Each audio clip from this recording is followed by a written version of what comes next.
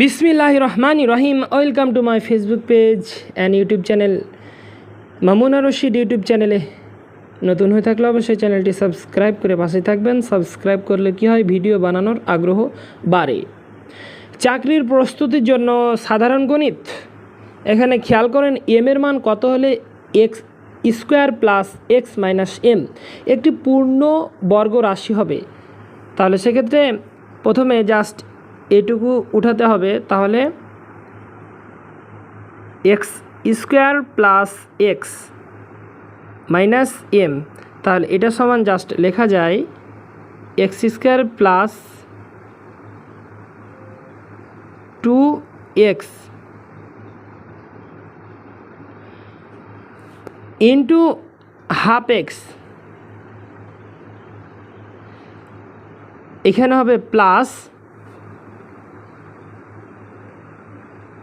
Half square, এরপরে বাইরে যেটা রয়েছে মাইনাস এক্স, এরপরে মাইনাস 4। এই যে 4টা নিয়েছি জাস্ট এটা মিলানোর জন্য।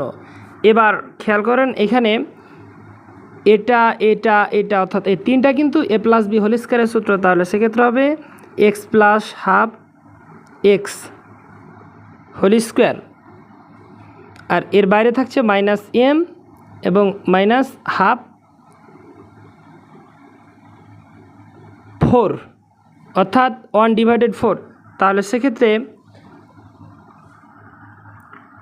এক্স স্কোয়ার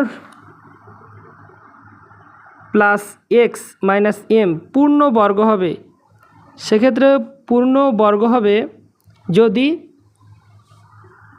মাইনাস এম সমান, দুঃখিত, মাইনাস এম মাইনাস হাফ 4 সমান 0 হয়। তাহলে এম সমান হচ্ছে মাইনাস এম সমান হচ্ছে প্লাস 4, তাহলে সেক্ষেত্রে উত্তর হবে -4। তাহলে উত্তর হবে ঘ। তো যাই হোক, এখনকার মতন এখানে শেষ করছি। আল্লাহ হাফেজ, সবাই ভালো থাকবেন এবং সুস্থ থাকবেন।